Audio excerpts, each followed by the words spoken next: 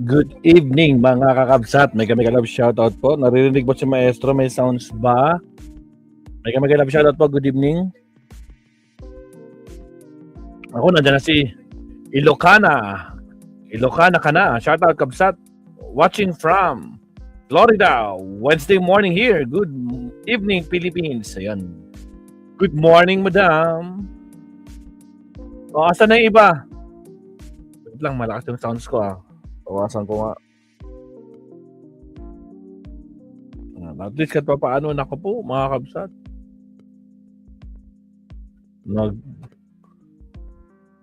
Nagkakamot na naman itong mga garapata, mga kabsat. Eh, paano ba naman? Paano ba naman, mga kabsat? Yung Trillanes, nagparamdam na naman. Tragis na Trillanes talaga. Sakit sa ulo nila, mga kabsat, si Trillanes. No? Mga kabsat, agoy. Wala na. Tapos si Pulong, mukhang tinamaan ng hiya, mga kabsat. Instead of 17 countries, naging 2 na lang. Tragis yan. Ha? Pati yung mga garapatang nag-iiyakan. Agoy, agoy, agoy, agoy. Ano na? Anyari?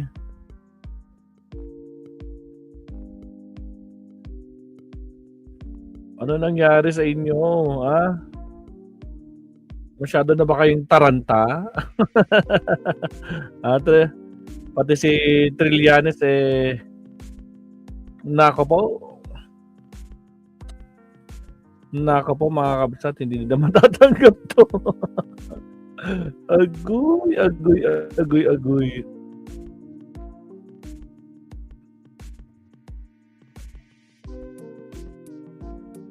Tapos ang dami pang mga kabsat, oh. Ang daming mga garapatang vloggers na talagang gumagawa ng kwento.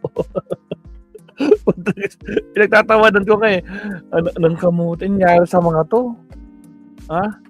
Tara, silipin natin, mabsat. Putragis. Paano ba naman, mga kabsat? Kung si Trillanes na nagsalita, putragis, nagkakatotoo, mga kabsat. Nagiging bangungot.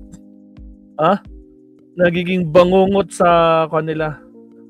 Sa tawag nito. Gusto nilang mangyari. Kasi itong si Guanzon, ako po, naghamunan na. Ako, pag-usapan natin ito mamaya. Wait lang. Pakita ko saglit. Dali lang ah. Ay, nagahang. Bakit nagahang ka? Lolo, ayaw mag-load. Uy. Ay, ayun na. Dali, nagluloko yung internet ba ni Maestro? Nakakonect ba tayo sa Wi-Fi? Check kung connect ba sa Wi-Fi?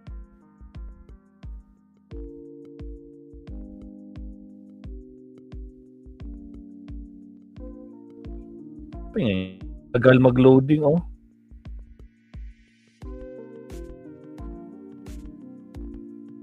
Nako, puro si... Wait lang, mabsat ah. Saglit lang. Ito. Isa pa. Don't issuance of warrant of arrest. Sino to? Sino to? Don't interfering the court of... Don't interfering daw. Pairing? Baka interfering. Nagkamuti kayo? ICC. Don't interfering the court of Philippines. Don't issuance of warrant of arrest. Anak ka ng kamote tayo. Huwag ka na magsalita. Putragis ka. Nakakahiya ka. Putragis. Ayusin mo naman. Because Senator Ronald Bato de la Rosa is a Filipino national. Sir Leonardo, may karapata. He is not Netherlands national. Anak ka kamote. To interfere our local court. You have no right because we are not a member anymore in ICC. So don't interfere. That is my shout and loud. Ano daw? That is your shout and loud? Tragis ka. To ICC. Panawagan ko sa mga... Yun, magtagalog ka na lang. Pa-English ka pa. Kamote, oo. Sino bang viewers mo? Taga-ICC? Kamote ka. Ayusin mo yung buhay mo, tay. Nakakabaho. Ang kapwa Pilipino. Oo. Alam ko naman po na matatalino na tayo. Tayo po ay gising na gising. Tama, matalino talaga Pilipino. Kaya nga yung tatay nyo nakakulong doon sa ICC, no? Hindi pwede dito, di uusad talaga dito yon, di ba? At saka sinabi ng Supreme Court, may jurisdiction ang ICC nung panahon na miyembro pa. Ha? Ang Pilipinas ICC. Hindi nyo pa maintindihan yun? Akala ko pa ginagalan yung Supreme Court. Mga bobo ba kayo? O talagang nagboboboboha na lang kayo at dahil sa sobrang panatiko nyo, kahit mali, kinakain nyo yung tain nyo. Putragis kayo. Lagay, ano ba? Oh. Ano na? Nasa diwa ng politika sa bansang Pilipinas. Panawagan ko sa aking mga kapwa Pilipino. Sana po, itong pagkakataon na ito na pang-aabuso ng ICC at ng ating gobyerno sa isang tao na wala namang kaso sa local court. Sana naman po ay magsumuporta po kayo at makiisa sa amin na ingatan ang ating mga senador na gumagawa ng mabuti sa ating bansa. Ano daw? Ingatan daw yung mga senador na gumagawa ng mabuti sa Bato. Sino si Bato? Putragis, mga nang hikayat ka pa, kamote ka talaga, yes. Diba? Indictis ka, maestro, nakapos, paratan mo. Sprayan mo nga ng insecticide yan. Naku po, Sir Leonardo, anong nangyayari sa... Bakit anong nangyayari sa mga garapatang to? Ha?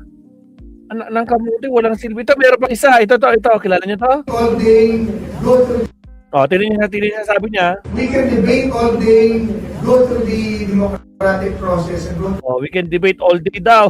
Putragis, mag-debate na. Wala ka namang kwenta, mga pinagsasabi mo. Wala ka nga napakulong, di ba? Diba? Ano ba naging silbi mo? through the resolution process, okay. Pero yung mga nananawagan para magpalit ng gobyerno, ng gobyerno, udeta, huwag po natin entertainin yan. Gulo lang po yan. Agoy, wag daw entertainin. Yun nga gusto nyong mangyari. Diba? Pabagsak kayo ng pabagsak. Gusto nyo pabagsakin si Marcos pero hindi nyo kaya pabagsakin. Wag kami. Putragis ka, Greco. Wag kami. Ha? Wag ka nga. Palibasa kasi lahat ng mga rally nyo, mga ginawa nyo, palpak, walang pumasok. Pati si Inday na nagbarong na umaasa, putragis, pinaasa nyo. Anak, kamote. O ano pa? At panawagan na rin po sa ating pamahalaan. Strictly abide by the law. Huwag nililipitin yung mga nagpo-protesta, katapatan po natin lahat yan. But at the same time, huwag nyo kayo mamili ng inyong mga kakasuhan at ilipipin. Agoy! Kahit sino, huwag scapegoat, dahil alam na naman po ng Pilipino. And in fact, even the President, I will say today, na I think, You think, sa tingin mo lang, I think di ba? Sa tingin mo lang, pero hindi sa lahat. pinakabuti is to come out in the open, sagutin ang lahat ng allegations, saldi ko. Sagutin daw yung allegation ni Zaldico, ni Presidente. Anak ka ng teteng talaga. Oo, Greco. Ikaw na kulelat. Putragis ka. Akala mo naman meron kang relevant. Putragis. Insekto yan. Hindi yan, maestro. Kamote din yan. Hindi naman nananalo. Kaya nga, kulelat lagi. Ano bang numero nito? Anong numero nito? Nung last tumakbo to? Putragis ang yabang-yabang pero wala namang binatbat. Putragis talaga. Iba talaga ang kanila. Iba talaga ang kanilang kapal ng mukha. Putragis. Ano pa? hair follicle test. Dahil kung totoo man o hindi, meron namang marami. Pwede naman magbago. Tapos, gawin yung tama. Patigil ng korupsyon. I'd like to commend him dahil hapon parang certifying niya surgeon ang Dynasty Bill, People's Independent Coalition, Commission, I guess, against corruption and transparency. Maganda pong gawain yan. Pero without justice, hindi ho matatahimik ang bayan. Without transparency, without accountability, hindi Uy! Accountability? Meron ka nun? Ha? Meron ba sa panig nyo ang pasalitang accountability? Alam nyo ba yun? Utragis. Patawa ka talaga, Greco. matahimik. So, ang point ko po, Ano po? Ano punto mo? institusyon na nilikha, Ombudsman, DOJ, NBI, Court, patakbuhin mo natin independently ng kanila yan without influence. Let them do their job. And Which is ginagawa naman nila, di ba? Bakit kabado kayo? Kasi nung panahon nyo, hindi gumagalaw yung ombudsman sa mga kaalyado nyo. Di ba? Ngayon, lahat kayo, problemado. Meron kayong kinakaharap na problema. Maliban sa amo nyo. Dragis kayo talaga. Baliktad utak nyo. conduct an open investigation. Pati po kayo magpa-investiga, Mr. President. Magpa-imbestiga daw si President. Sabihin mo yan sa tatay mong nakakulong sa ICC. Utragis, Mr. Epal talaga yan si Greco number 1. Talaga, Ilocana ka na, no? Greco, wala ka namang napakulong tapos ngayon ngak ka na kaya nga. Utragis. Alak na kamote talaga itong mga garapatang to, Sir Leo. Ibang klase. Mr. Greco, wag ka nang umepal. Wala naman bearing ang mga sinasabi mo. Wala kang not relevant. Walang kalaman-laman talaga. Tragis. Ang naniniwala na lang nito yung mga bobong garapata na panatiko nila. Di ba? Bubulag-bulagan. Kahit alam na nila ng katotohanan, nagbubulag-bulagan pa din sila. Dahil nga panatiko wala tayong magagawa. Ganyan talaga utak nila. Kitid na. Naku po, kahit pinagtatawa na sila, sige, go lang. Ay, grabe, Greco. Lumalaki ang sayad talaga nito, mga kakabsat. Agoy. But anyway, wala tayong magagawa, kabsat. Ganito talaga ang isang Greco. Ikaw, magpa-investiga ka. Not for purposes of filing a case, but for purposes of transparency. Agoy! Alag-lag for purpose of transparency. Takot na takot nga yung amo mo. Lalo na ngayon, no? Tinanggap na ng ombudsman ang affidavit. Affidavit ni Madriaga. Paktay kayo ngayon. Kaya ngayon, tarantang naman kayo, no? Ano na, Greco? Ano nang next move nyo? Nako po, checkmate na kayo, pare-parehas kayo. Agoy. Ano pa? And kaayusan. Yan po yung aking nakikitang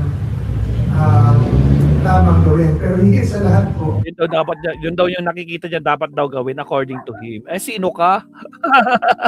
Sino ka, Greco? Diba? End time? Shoutout Kabsat End Time. Salamat kanina. Nandun si End Time sa ating sa ating premiere kanina.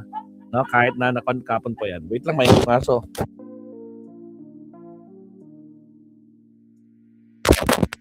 Alright. Nandiyan na guys, maingay yung aso natin, no?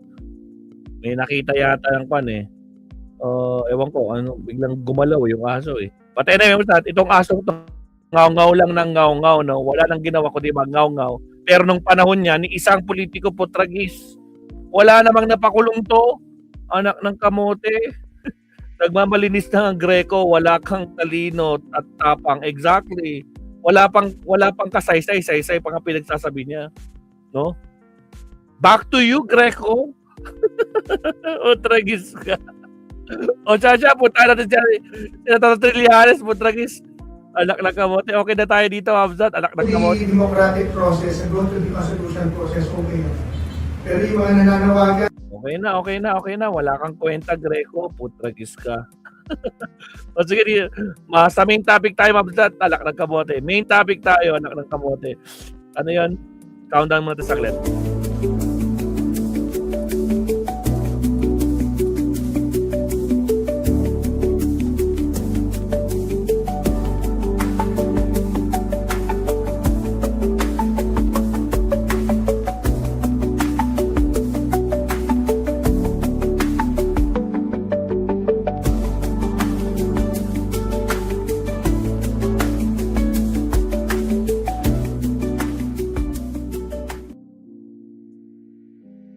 Alright, mga kapsat, bisitahin naman natin si Senator Antonio Trillanes. Bakit naman ganun? Naku, papayakin mo na naman Magarapata. Senator, wag ganyan. Ayaw nila ng ganyan. Sa totoo lang. Ha? Naku po. Maraming salamat po. Courage, integrity, loyalty.